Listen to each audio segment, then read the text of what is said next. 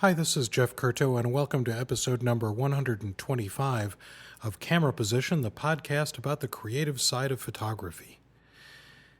Boy, this is one that I've been wanting to talk about for a while because it is something that perplexes me, and I bet it perplexes a lot of you, especially those of us who began photographing back in the era of film and are now photographing either exclusively with digital or, as I am, sort of hybridizing my life and photographing some with digital and some with film.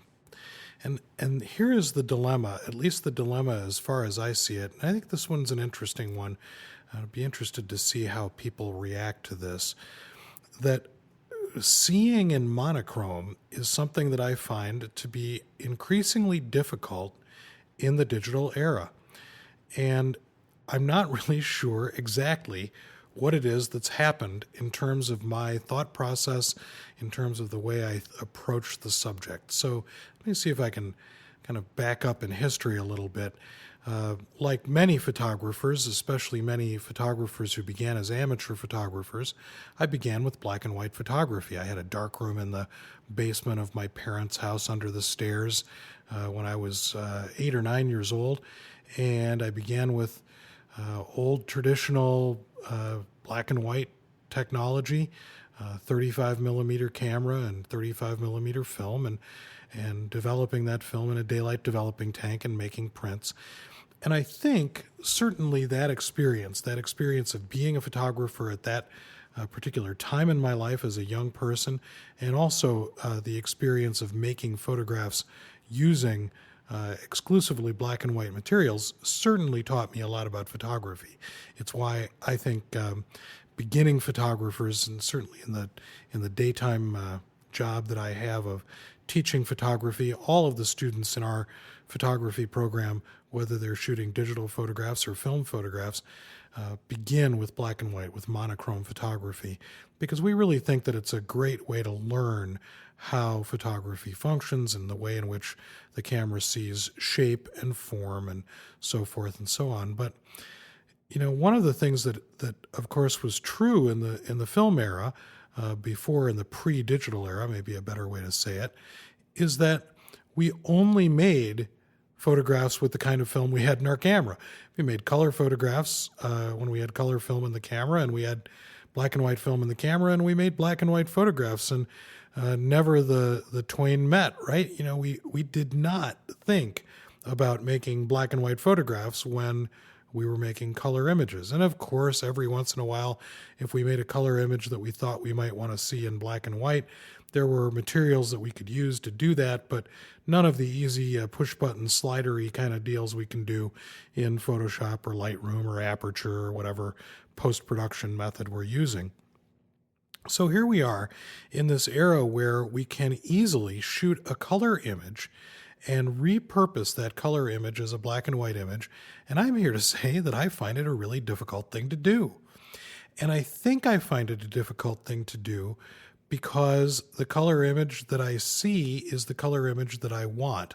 When I'm shooting with a digital camera that shoots an RGB color file, I believe that what I'm doing is I'm actually walking around in the world looking for pictures that are likely to be color images. And when I'm walking around with my 4x5 camera, which is about the only camera I use film in anymore, when I'm walking around with that camera, I am thinking about the world in black and white. And so I'm starting to kind of give myself a kind of a self-assignment when I'm out shooting in color in the digital world, is to really think about what pictures I might make in black and white. Now, I know that a lot of you are thinking, well, Jeff, a lot of these digital cameras have a switch on them where you can switch the picture over to be a monochrome or black and white image when you make it in the first place. And of course I know about that, but by golly, if I don't think that one of the coolest parts about the digital revolution is this ability to transform a color image into a black and white picture. And more importantly, to do all of the filtering that we used to do, or in my case still do, in black and white film with a filter over the lens of the camera to alter the color relationships in the in the photograph, the tone relationships, the way color sort of plays out in the photograph. I love being able to do that in the digital realm. Although what I find is that a lot of the time I've seen the photograph in color. And I think that seems to me to be one of the operative pieces of this. I see the photograph in color. I imagine the photograph in color. And so I'm not really thinking about it in monochrome. So I'm trying to force myself to think in this world of monochrome because I love black and white photography. I've always loved black and white photography, of course, partly because it's what I grew up with and what I used as a young person, as a boy, and then as a young adult. And on into my adult years, I loved monochrome photography long before color was something we could practically do in our home environments, in our home studio type environments. Now, of course, I did lots and lots of color photography when I was doing lots of commercial photography work. And sometimes I'd need to do color and black and white. But I think it was the mindset of thinking, here's what I'm about to do. I'm about to go out into the world to make photographs, and here I have black and white film in the camera, and I'm going to think of the world in monochrome. So I'm challenging all of us to, especially those of us who've come into photography, into the digital world later on, and we have this background in film photography, to see if we can figure out how to keep monochrome photography in our heads when we're making photographs. And I believe it's really just a mindset thing. And I'm determined to pretend that I have a monochrome digital camera, even though I know I'm going to fudge it and know that I have an RGB file to fall back on if, in fact, the red fire hydrant proves to be too tremendously seductive.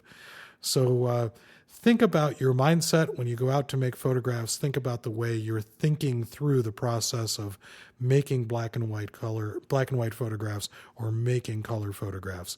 Not much of a charge for you here in this episode of Camera Position, but something that I've been thinking about a lot, and I'd be interested in hearing some feedback on what it is that you do when you think about monochrome photography versus color photography. Thanks for listening, and I'll look forward to seeing you next time on the next episode of Camera Position, the podcast about the creative side of photography.